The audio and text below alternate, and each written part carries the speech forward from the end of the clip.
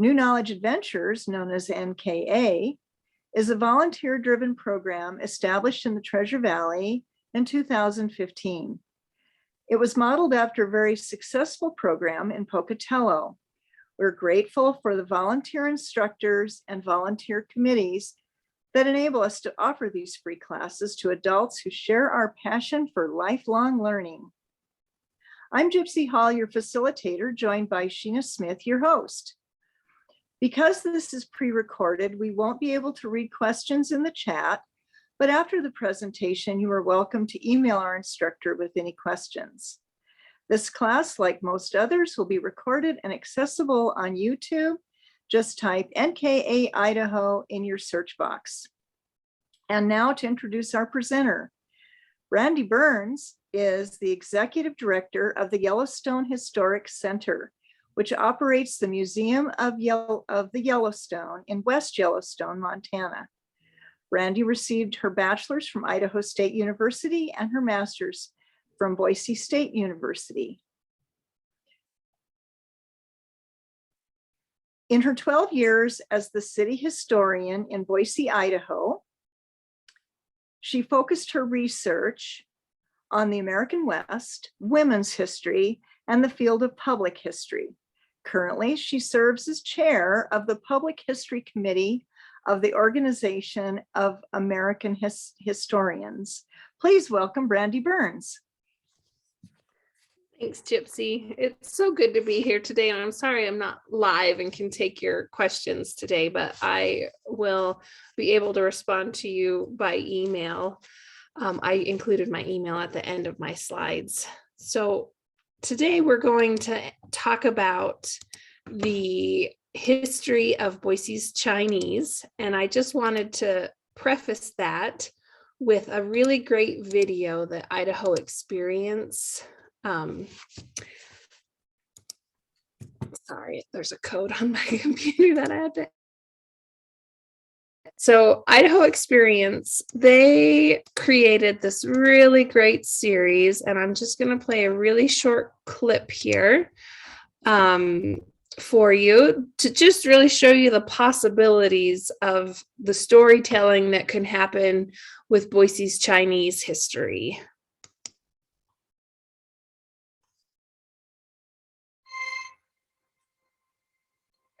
Acres of boulders moved by hand. Networks of trenches in the forest. Shards of daily life.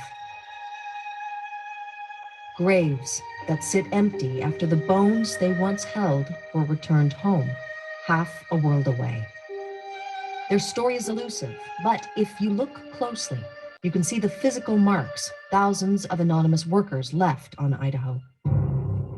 Their legacy is harder to measure, but still shapes Idaho today and can be seen in letters from a young woman to her childhood friends. I left Idaho City with my parents for China in the year of 1906. I was 19 years old, so I still remember many things. In 1870, almost 30% of Idaho Territory's population were Chinese. They were young men who came to try their luck at mining. Some were bachelors, others left behind wives and families. Most returned to their country after spending a few years in the West. But there were some exceptions. Low Key settled in Boise Basin and later became a merchant. He made a small fortune and he eventually brought his wife to Idaho City. There, the family grew and prospered. Unlike most places in the late 1800s, Idaho City schools were fully integrated, offering Chinese girls one of the first opportunities in history to receive a public education. The girls went to school, boys went to school, and the Chinese boys and girls went to school at the same time. We were very progressive in that respect. A Chinese kid have a good relationship with the white kids. Some became lifelong friends, like Loki's granddaughter, Fuku Di-san. She was born in Idaho City. For Q.D. Song grew up playing on the streets of Idaho City. The oldest of 6 siblings, 4Q formed tight bonds with her classmates. By that time, the Lowe family had lived in Idaho for decades, but tradition compelled 4Q's grandfather to return home. And in 1906, he went back to China, took the whole family back. But to 4Q, home was Idaho, and she was happy here. She was an American citizen, but everyone had to obey the grandfather. She tried to hide on the bed, they dragged her out to China. Basically, for her, that's the first time to visit China. I don't like to go back to China. I've cried many times before. I could have run away and hide until my grandparents' family have gone. At that time, I have my own liberty. I can imagine Fukudi-san had some huge culture shock. Over the years, 4Q married, had children, and worked as a tutor. But in letters to her friends, she still expressed a longing for Idaho. We have been separated for about 50 years, but I often think of you and your parents. She tried to get back to the United States because of the Chinese Exclusion Act, because of the Second World War, all the things that prevent her from returning to the United States. She never did. Since I came to China, I began to suffer a hard life. Now when I get any letter from my friends or schoolmates, I feel so glad and happy, and it makes me think about my birthplace. She eventually died in Hong Kong. It's very sad stories, and American was not allowed to return to the United States. Though 4Q wasn't able to come home, her love of Idaho transcended 2 continents. The legacy she and other Chinese residents left helped define the Idaho City we know today. I always have found it a fascinating place and a very inclusive place. And I think the Chinese contributed to that. That spirit has continued in this extended community.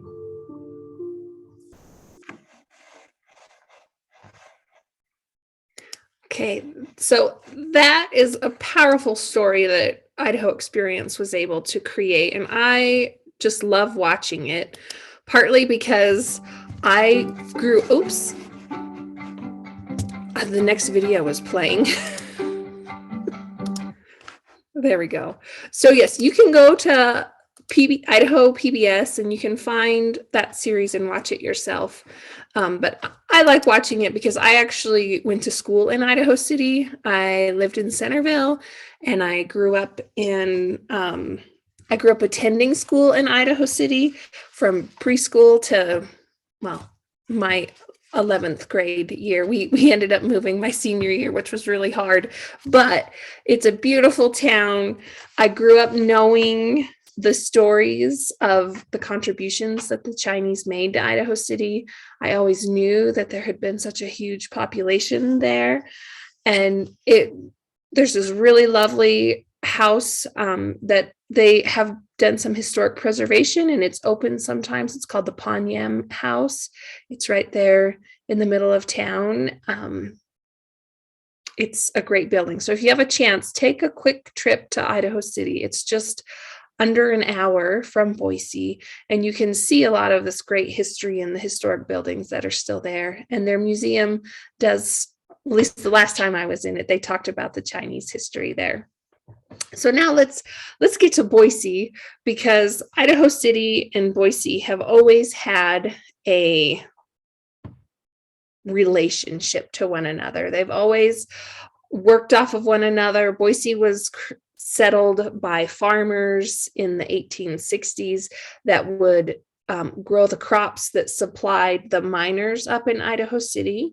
And eventually you begin to see a large Chinese population in Boise as well. And they created a community in Boise. Not only were they gardeners or farmers, as I'm sure many of you have heard, but they were doctors and pharmacists and merchants, and they filled all kinds of roles in Boise.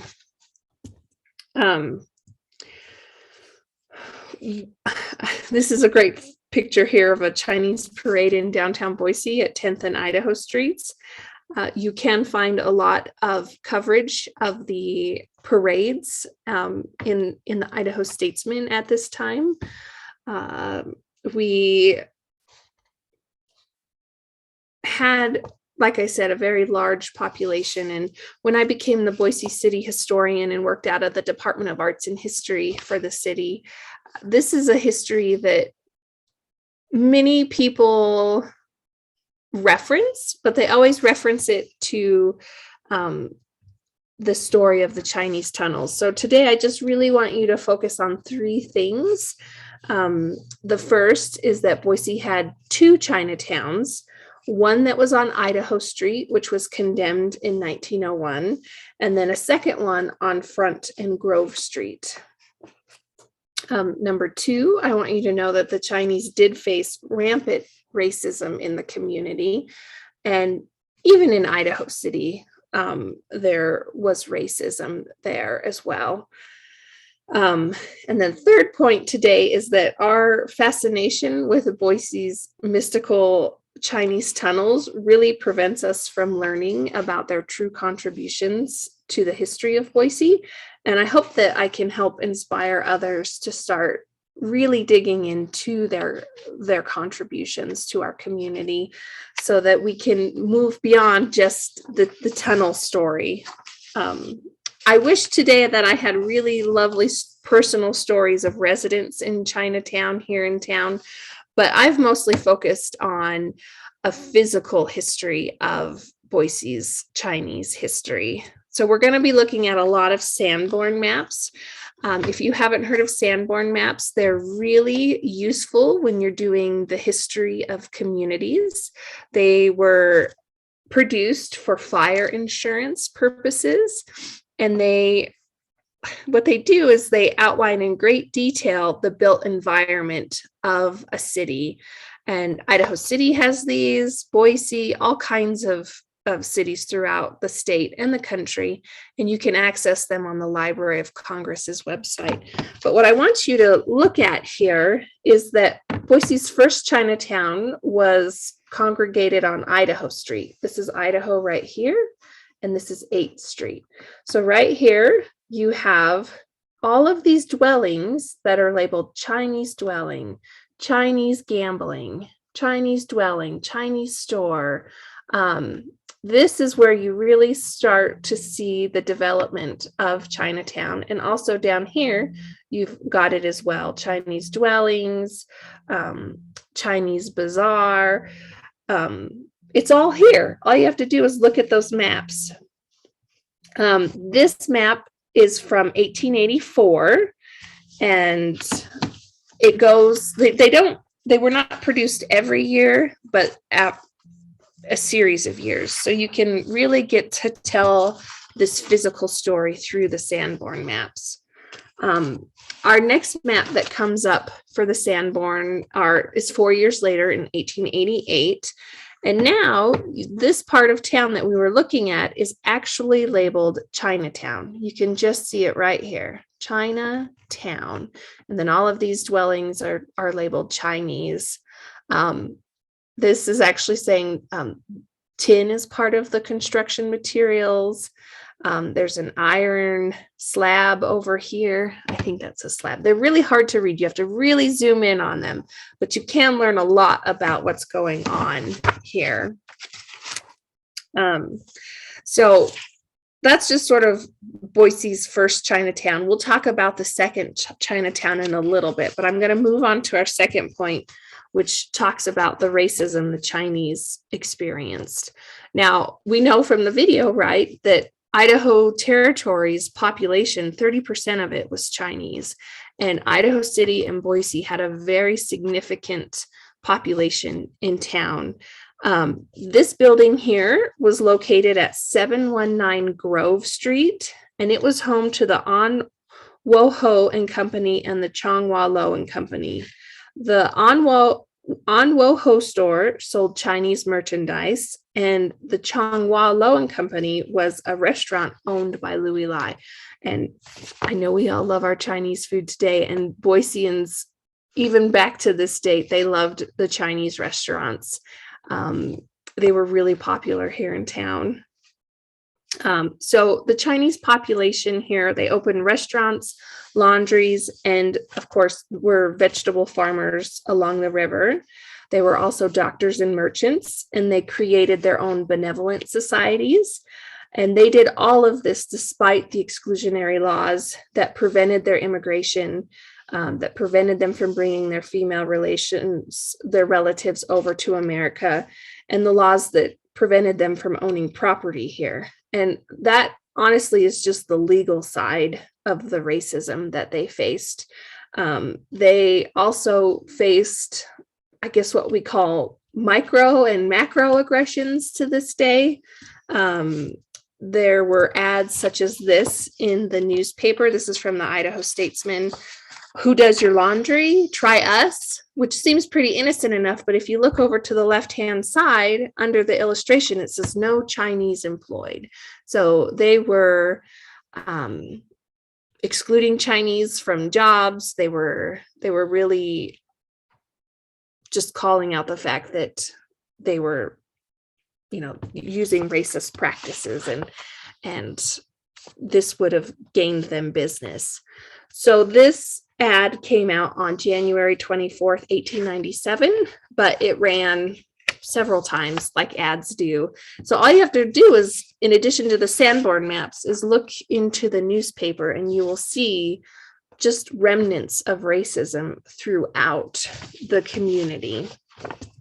But even despite all of this, they persevered and they built their own community institutions in Boise. This is the close-up of that building on Grove Street. This is the side that sold the merchandise, and here's the side that held the restaurant. It was in business from 1918 to 1931, and it was just a lovely, lovely building. And even though this racism was going on throughout the community, the Chinese built a thriving Chinatown here in the downtown core. It was really urban renewal that dealt the death blow to Chinatown, but I'll talk about urban renewal in a little bit. This is a photo here of Yik Yi's wife and daughter. Yi was a herb doctor located at 612 Idaho Street. And Yi and other doctors like him were some of the only professionals that women could see to help them with their ailments. It was inappropriate at the time for women to be seen by a male white physician. You can imagine the kind of healthcare that women received at that time. This is women of all races. So in Boise, we know that Euro-American women did go and see Chinese doctors for their quote unquote female ailments. They could actually get help there that they couldn't in other places. Okay, so we're going to jump back to the Sanborn map here. This is in 1893. Boise's original city hall was being constructed at 8th and Idaho Street. This is City Hall right here.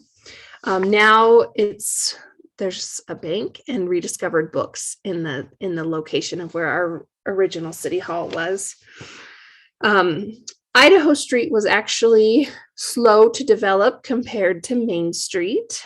So 1893 was pretty late for such a significant building like City Hall to be built, but they went all out. It was a Romanesque architectural style, red brick, spires. It was lovely. But they placed it right here at Idaho and 8th Street. You can see it sitting right here next to Chinatown. These are all labeled Chinese. This is a tin-clad building. But just a few short years after that, in 1901, the health department actually condemns these buildings right here next to City Hall. And that really begins to spell the end for our first Chinatown. This is the 1903 map. So just a few years after they were condemned, All of those buildings are now gone. Some of these other ones are also vacant now. The only thing that's really left of Chinatown at this point is the Chinese doctor, a noodle parlor, and the Chinese Masonic Hall. This was actually a really lovely sandstone and brick building. There are some pictures that still show it. They demolished, in the paper they described what they demolished was tin-clad shanties, which we do know from this map that they were tin-clad, but whether or not they were shanties can be argued, I think. But they did happen. I mean, the city didn't replace it, but somebody took the opportunity and built a female boarding house right here, which female boarding house was often code for houses of ill repute. If you see that on a Sanborn map, you're more than likely to have found a spot where prostitution was occurring in the city. Here again in 1903, our second Chinatown is beginning to develop along Front Street. This is Front right here.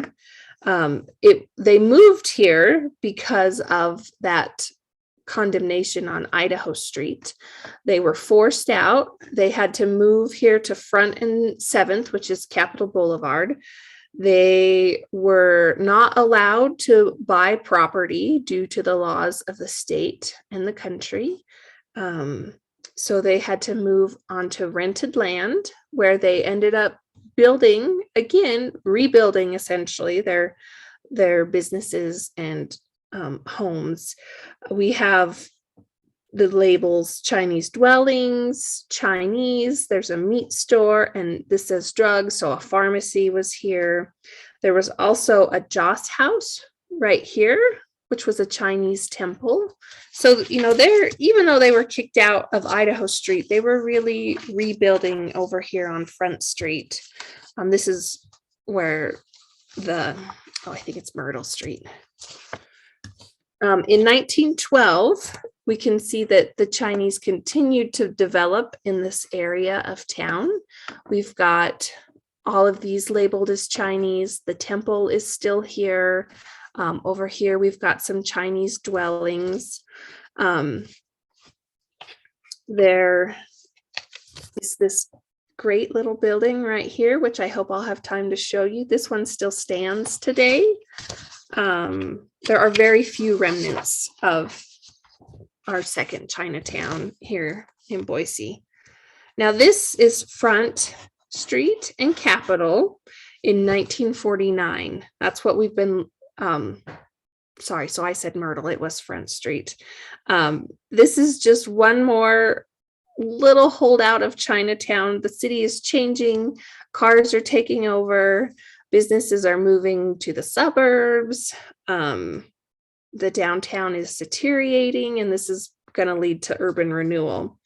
So this is the Hop Sing building right here. It's labeled Chinese.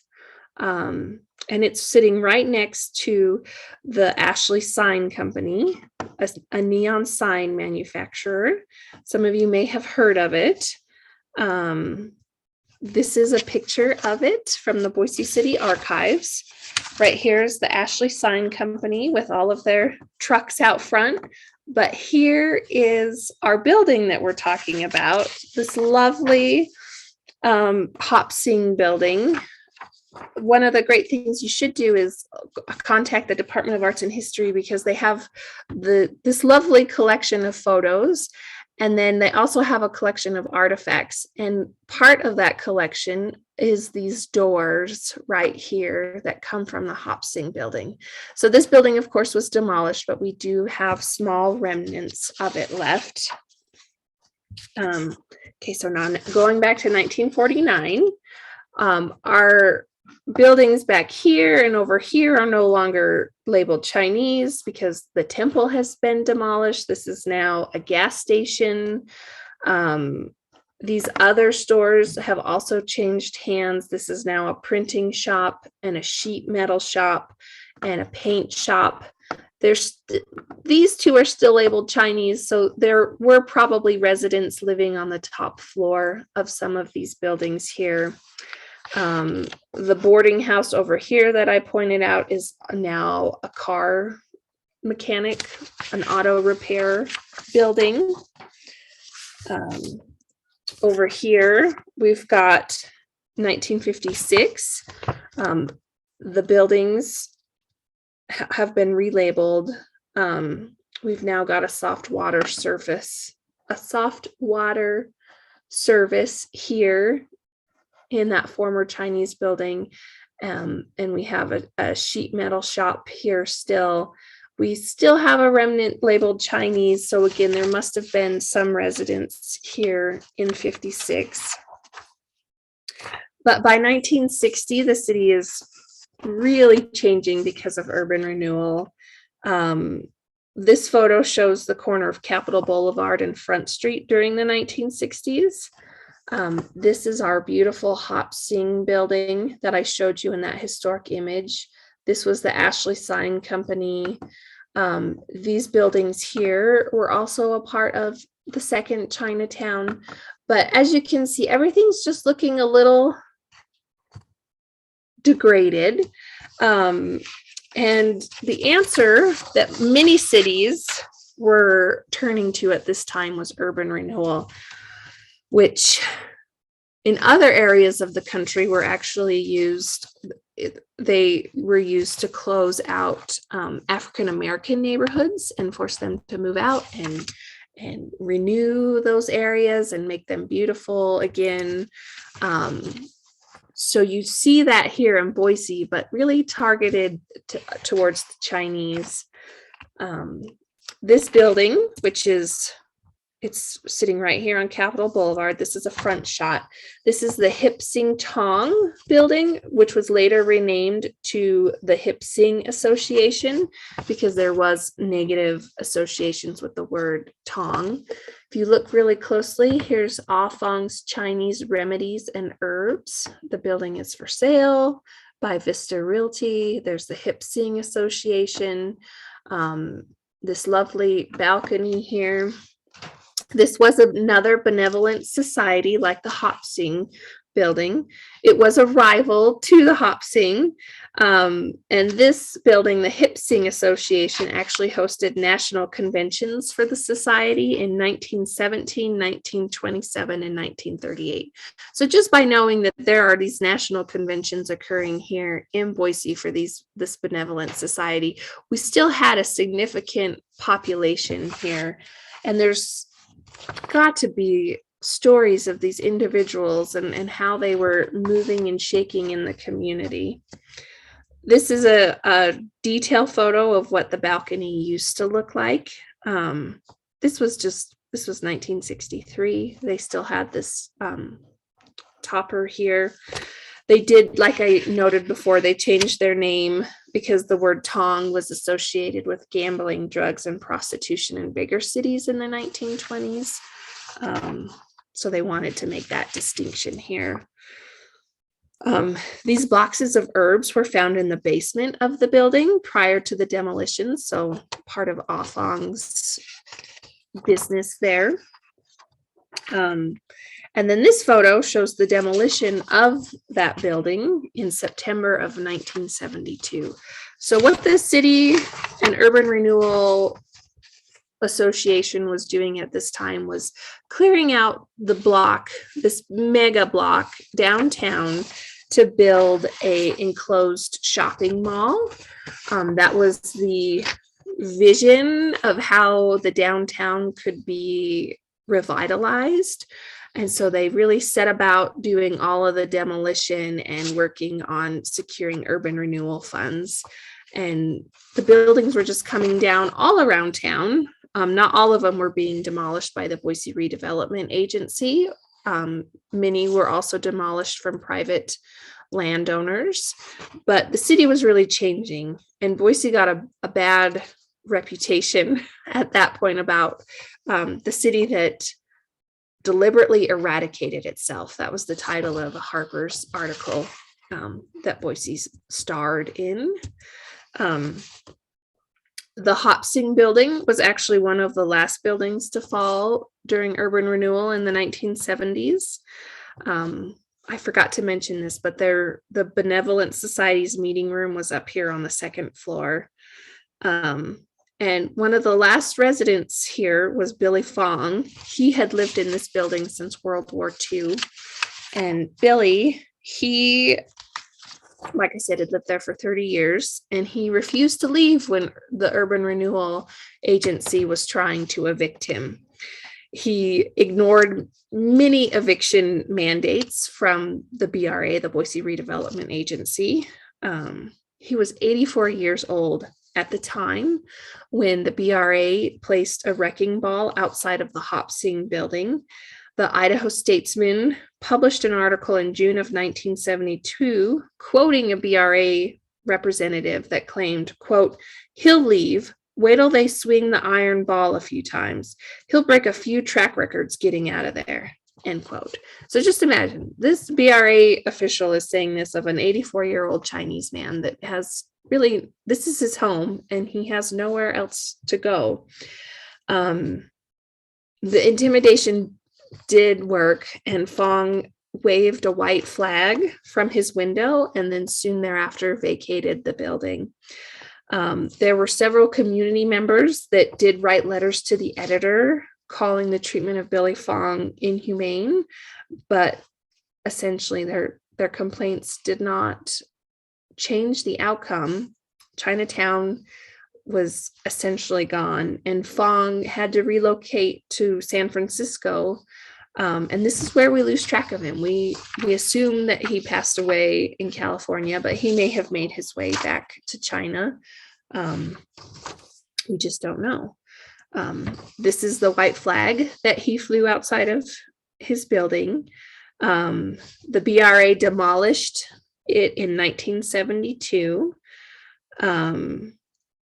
And this, again, was right on the spot that the city was trying to build that enclosed shopping mall.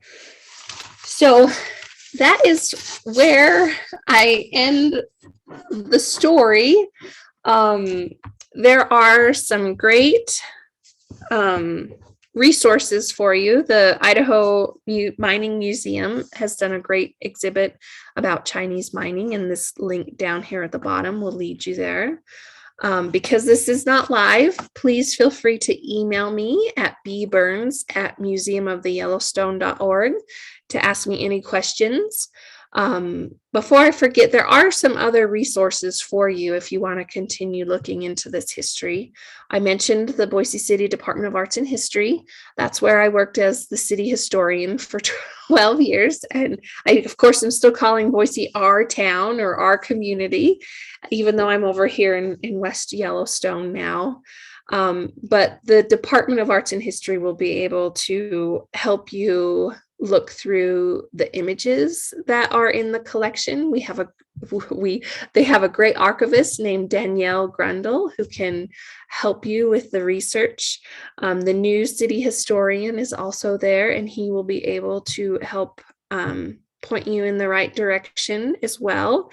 And he does really great work with minority communities. So yeah, I really just want to emphasize to all of you those three things, right? That Boise is unique in that we had two Chinatowns. We had two because of the rampant racism that the Chinese faced in the community, and not only in Boise, but all through Idaho. And that we need to move beyond the myth of the Chinese tunnels so that we can really focus on the stories of Yik Yi and Afong and all of the other residents that right now are nameless that called Boise home for so long. There's remarkable stories, and we need to get out there and share more of them. Oh, I forgot, even like the Chinese were so active in the community. Suffrage is a big part of what I like to study, and the Chinese women were active suffragists in Boise. Idaho women were able to vote in Idaho and national elections in 1896. Now, this would have included any a woman born in Idaho during that time. We have Chinese women in Boise that are American citizens, and we've got proof in election registers of Chinese women registering to vote in Boise City elections. There was an article in the Idaho Statesman in the late 19 teens, about 1918, where in the 4th of July parade, there were some Chinese women who created a float about liberty, and they were called by their husbands the Chinese suffragists. So they're actively campaigning at that point in time for a national amendment that would allow all women to vote, all American women to vote, which they were doing this even though it still excluded other foreign-born Chinese women, right? So they were really active politically and culturally and community-wise in Boise, but on a national scale as well. So I'll end there. Again, please feel free to email me and get a hold of me, and I'm going to turn it back over to Gypsy to close us out. Thank you, Brandy, for a wonderful presentation. And I placed in the link, in the chat link, the Chinese mining exhibit at the Idaho Museum of Geology and Mining, which is at the old penitentiary here in Boise. And I've also placed your contact information email if folks have any questions. Remember that you may register for classes at any time, and we encourage you to invite others to sign up. And I've placed that link in the chat as well. Thank you so much for your participation today, and we look forward to seeing you at future NKA classes.